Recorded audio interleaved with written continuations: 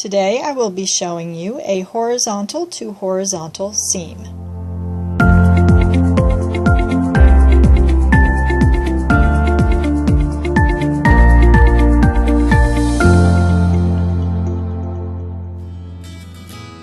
A horizontal to horizontal seam is used anywhere you are seaming two horizontal pieces together, such as at a shoulder seam. The horizontal to horizontal seaming method is similar to grafting, but you are working with bound off stitches. When it is done correctly, this is what it looks like. The columns of knit stitches are maintained across the seam. When it is done incorrectly, you end up with what is called the dreaded 11s. The seams bunch up and make these little 11s. So the columns of stitches are not uninterrupted across the seam. You get this bunching effect, and that is not as attractive of a seam as this. So the way to work this seam correctly is first you have your bound off edge at the top matching up with your bound off edge against it. And you'll start with your bottom swatch and you'll bring your needle up from underneath out of the center of the furthermost column of stitches, your selvage stitch. So the columns of stitches are columns of V-shaped stitches. So there's a column, and then this is my final selvage column. So I'm going to come up out of the center of that furthermost V. Right underneath the bind off edge. You want to use the row directly underneath the bind off edge.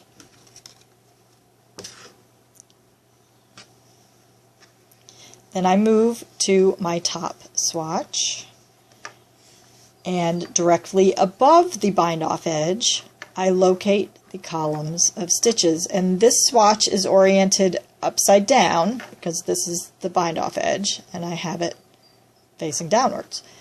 So we have essentially a half of a column over here that will kind of be orphaned. So this method matches the knitting up with a half a stitch jog to one side or the other. So I locate the columns of V's. I'm still working with columns of V's here. And I find the rightmost column, and this half of a stitch will be left alone.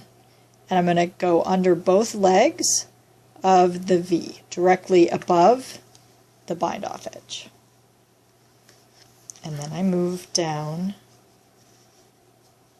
and I go in where I came out, and then I come out of the center of the next column, still directly below the bind off edge. And I move to the top again, and I go in where I came out, and I catch the two legs of that V. And we proceed across, going in the center, coming out of the center, and then catching the two legs from right to left.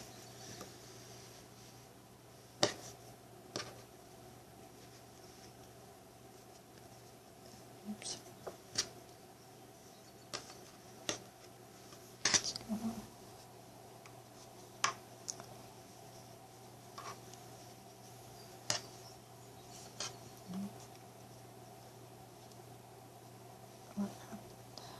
Oh, I snagged my tail. from down there. There we go. Okay. Go into the center and out of the center.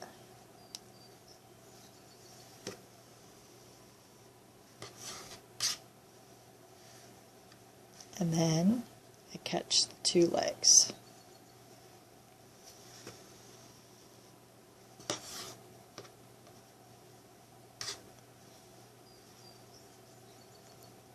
Into the center and out of the center of the next one.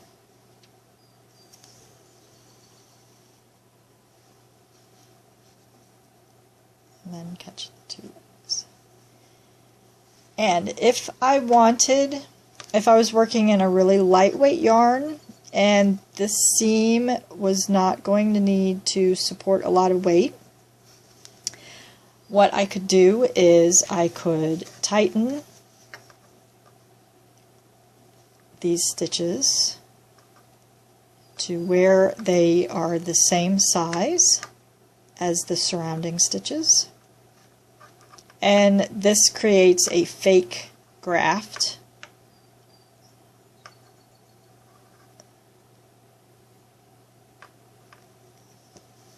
seam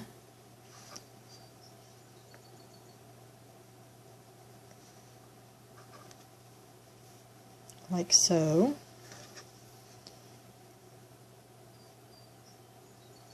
This yarn got split.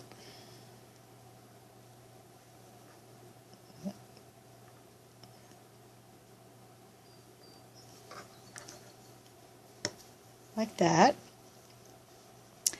And that reduces the bulk of the seam, but it is not as sturdy as when we pull this tight.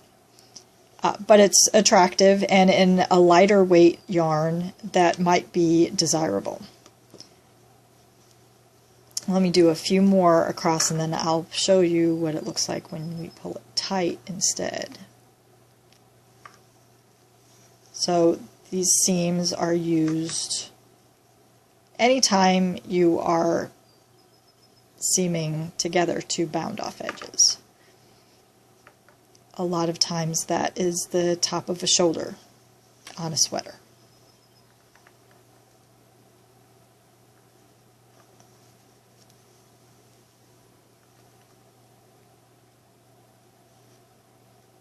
Okay.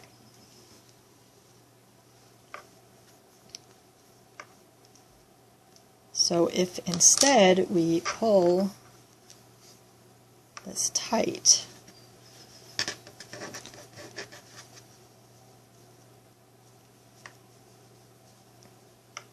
that is what our seam looks like.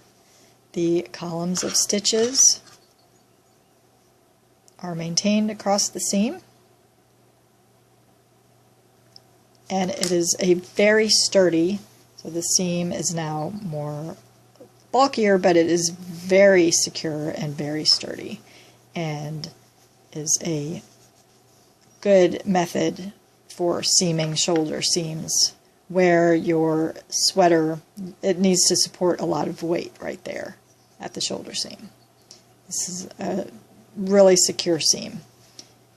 And yeah, so that is how you work a horizontal to horizontal seam. Thanks for watching.